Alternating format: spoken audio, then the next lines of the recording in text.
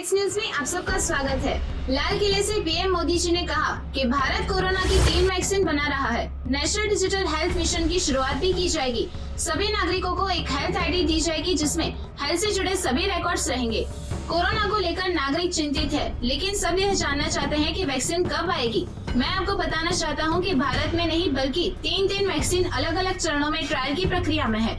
एक बार मंजूरी मिलने के बाद हम व्यापक पैमाने पर इसका उत्पादन करेंगे। अब साधारण से काम नहीं चलेगा, जैसा बताते हुए पीएम मोदी जी ने कहा कि बीते वर्ष मैंने यही लाल किले से कहा था कि पिछले 5 साल देश की अपेक्षाओं के लिए थे और आने वाले 5 साल देश की आकांक्षाओं की पूर्ति के लिए होंगे।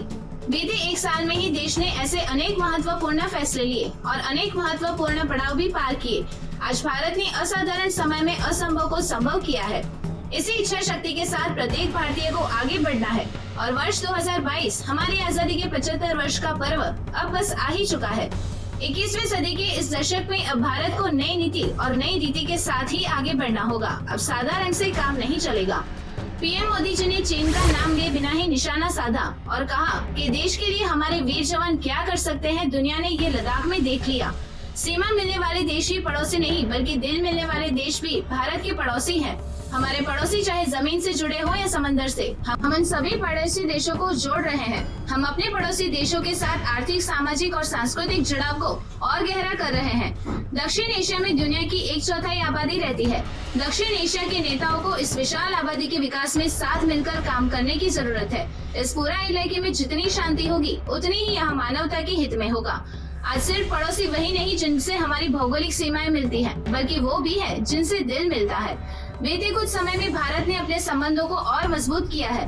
पश्चिम एशिया से हमारे संबंध और गहरे हुए हैं। इन देशों के साथ ऊर्जा क्षेत्र में भागीदारी बहुत अहम है। इन देशों में बड़ी संख्या में हमारे भारतीय भाई बहन काम कर रहे हैं। इन देशों ने कोरोना काल में भी भारतीयों की जिस तरह से मदद की, उसके प्रति हम आभार प्रकट करते हैं।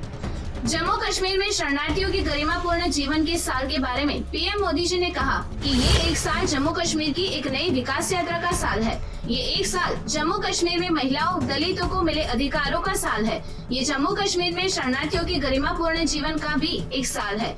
हम सभी के लिए यह गर्व की बात है कि जम्मू कश्मीर में स्थानीय इकाइयों के जनप्रतिनिधि सक्रियता और संवेदनशीलता के साथ विकास के नए युग को आगे बढ़ा रहे हैं। बीते वर्ष लद्दाख को केंद्र शासित प्रदेश बनाकर वहां के लोगों की बरसों पुरानी मांग को पूरा किया गया है। हिमालय की ऊंचाइयों में बसा लद्दाख आज विकास की नई ऊंचाइयों को छूने के लिए आगे बढ़ रहा है। जिस प्रकार से सिक्किम ने ऑर्गेनिक स्टेट के रूप में अपनी पहचान बनाई है, वैसे ही आने वाले दिनों में लद्दाख अपनी पहचान एक कार्बन न्यूट्रल क्षेत्र के तौर पर बनाएगा। इस दिशा में भी तेजी से काम हो रहा है।